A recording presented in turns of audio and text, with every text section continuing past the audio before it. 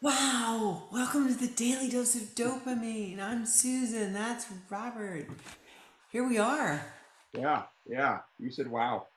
Wow. Yes, Is that a shout out to just being here? it is. I had an occasion yesterday to tell a number of people about us doing this, including my nephew, who the brother of Adam, who did the swim. His little brother Aaron was here, and it's so fun to tell people that this is unscripted, unplanned. We never know what we're going to say. And I don't know where that wow came from. I guess just from my heart. I think it's awesome. There was no judgment in that at all. I think No, of course not. that Oh, you embrace the moment like that is really cool. It's that it's that energy that I think allows openness to happen. I was thinking about yeah. something along those lines this morning about improvisation, and I think I talk to you guys often as a Sherpa about saying my job is to promote and create a safe, kind place where you all can play. And the next kind of charge to you all, I was thinking this morning, is that really I need you to yes and what I'm saying and be that person within each scene. That in each scene, your job is to create a safe, kind place for your fellow player to play with, right? In short, clear, crisp terms. You know, I have an octopus. I mean that type of thing. Wow, thank you. That's just so awesome. I'm going to sit him right here. He Be can just, careful, he inks. oh no, So that's only when they're threatened. yeah, good. That receipt of the gift is the kind of thing I'm talking about, and exactly that I mean that's where I think this becomes something that goes beyond the walls, right? If if the place that we're if our first and foremost job as facilitators and say as a teacher to start with is to create that safe, kind, welcoming place that people can Welcoming. be themselves, then that is a job of the individual within each conversation and every conversation. And you know when when i when I don't do that, and it happened yesterday, I didn't do that, it's incredibly heartbreaking, with a friend, and he called me out on it, and I'm still upset about it that I treated him that way. Yeah, yeah. Those are hard learning moments in life. We all have them. And yeah, they are hard. And I just watched the end of Brene's fifth chapter in her Atlas of the Heart stuff today. Yeah. And she was talking about um, how how we handle ourselves and how we interact with others in difficult moments like that. I I I I hope that you're now feeling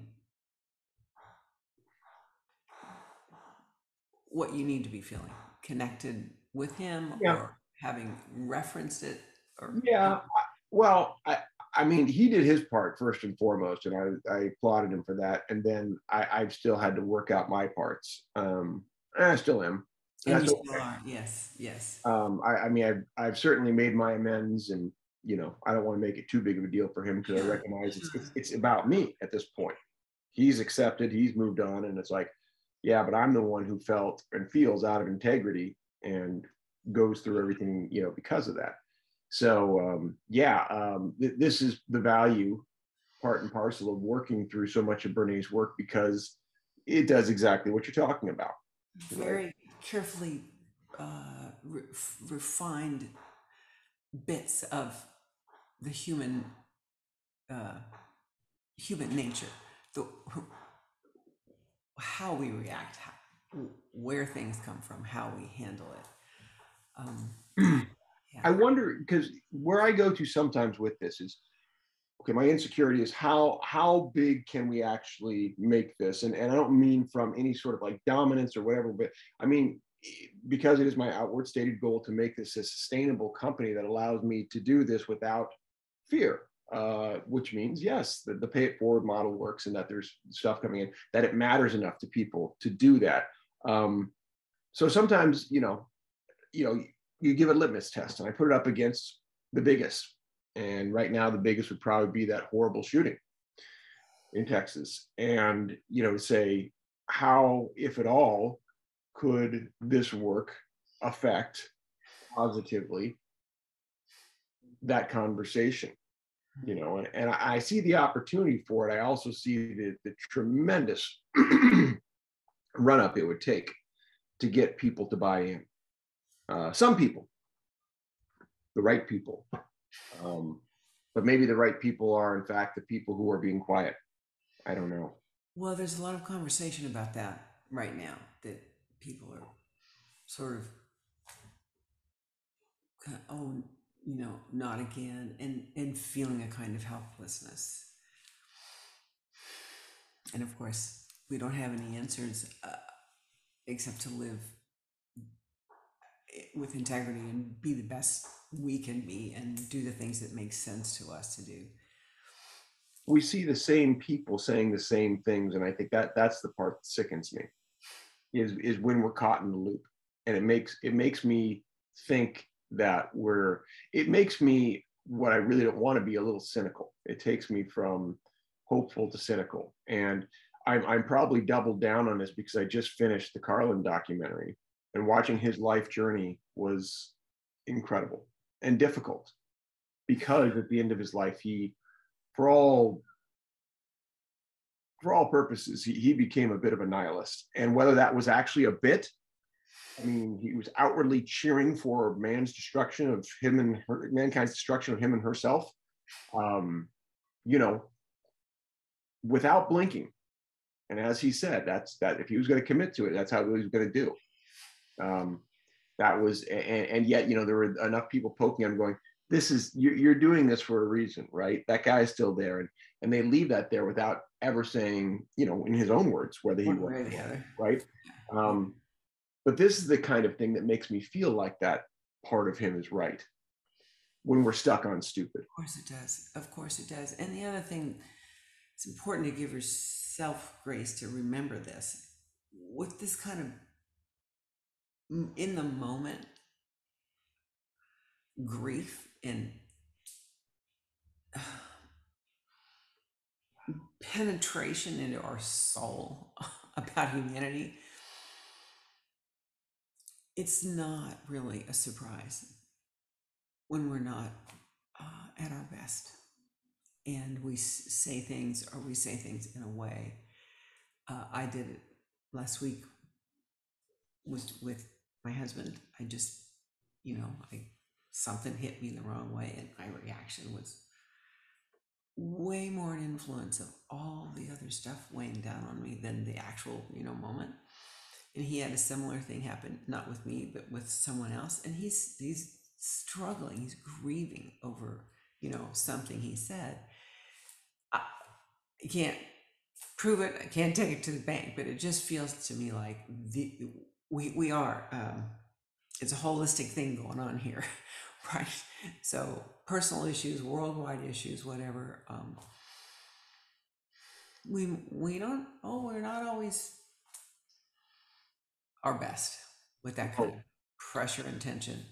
No. Which is why I said I hope you did offer yourself and can offer yourself some grace. It's hard to do that when you're mad at yourself or you're disappointed in yourself. Yeah, there's mad, there's disappointment, there's frustration, there's anger, there's sadness, there's fear. That's a good list right there. I was going to say that's a lot more than 3 emotions right there. Yeah. It all colors, the overall feeling of the world, as it were. And then, another thing adding on to that is just the feeling of being, and I think this rises that when something big like this happens, of feeling overwhelmed, right? Yeah. The personal matter, does what I do matter? And by the way, if it doesn't matter, that's cataclysmically problem for me. But Right. you know, and then the unrealistic expectations I consistently put on myself. If I Yeah. can't Yeah. save the world with what I'm doing, why bother? Oh, I feel better just having said that. well, you want to say it again? Let me hear it again. If you Oh, I just save the exposed my world, hero complex, didn't I? why bother? All or nothing. I'm clearly misaligned. Yeah. that What? What a punch you are. that says a lot about me right there.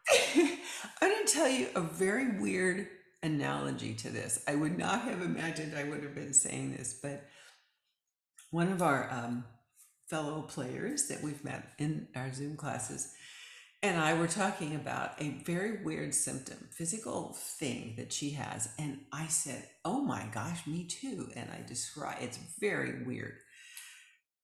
And so I said, is it like this? And is it like this? And she's like, yes, yes. And she was so shocked to have someone else have this bizarre symptom.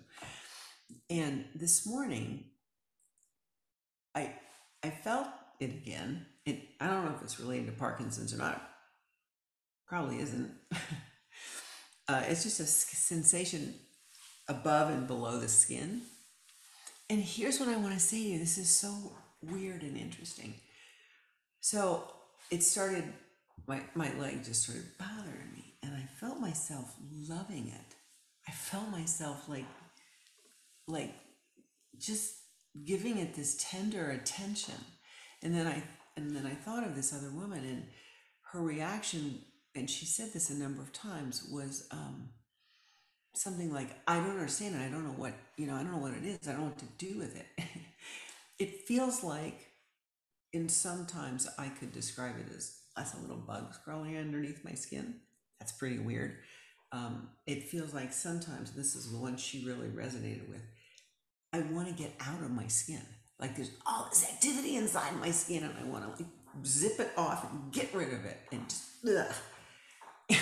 That's what I was feeling this morning, and I just caught myself, just sort of, just and I thought, what a wonderful thing to do in that moment, and that's what I'm thinking about you. If you can remember, to offer yourself that aspect of it, not just Right, heaviness of the itchy pain stuff, whatever it is, but the whole picture. right. No, Complicated thing this life is, this place we are on the planet. well, and that really lovely form of self-soothing, treating your body like a child almost right there, It is really was. It that really that's a wonderful physical manifestation of what it sounds like you're asking me or yeah. having considered to do to myself Metaphorically. emotionally. Metaphorically. Yeah. Yeah, well, and this is where Brené's work once again is so important, because so much of what we talk about with all of these things, with, I mean, again, pointing to George's work in that in the film, his emotions and when and where he shut them down were fascinating.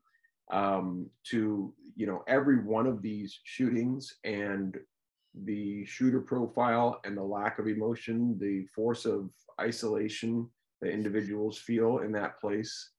They're feeling left out, wronged, whatever else they're feeling. Um, people want to just use this big term mental health, but I think we can do better, and I think emotional intelligence is really a better, because mental health has a stigma on it, and That is so interesting. if we readdress this as emotional intelligence, because mental health is like you've got a problem. Emotional intelligence is like we've all got emotions, and no longer are you stigmatized for having them. I feel like the universe has clicked itself up a little bit from mental illness to mental health. Yeah, that's And so true. we have made a little progress, but you have a good point. I, Emotional I, intelligence is on that scale, on that spectrum. well, because it's easier to accept taking even the word mental out, because mental has all those clinical terms attached to it, right? I mean I mean, people who say, what are you, mental, right? I mean, those are like, right, those types of disparaging things. Right, right. And emotional, on the other hand, is, wait a minute, that may be scary, However, no one's denying that we have emotions. Even if they can only identify three, they recognize that they at least have At least three. one of them's happy. Happy, sad, angry, I think is what Renee Angry, boiled it sad, down. angry, sad, happy, I think is the Yeah, it three. was. Yeah. And so that's why, sometimes, and this is the power of her putting these things into words, and then hopefully us distributing them, and all of us, I don't mean just us, I mean everybody, and start using them in our lexicon so that we can reframe what it is we're talking about. Because language. Yeah, well, it's approachable. It's, as opposed to, this is the problem with science once again.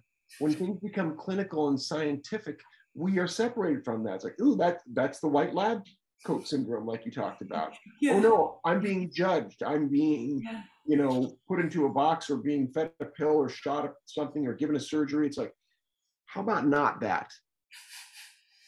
You About know? the human part.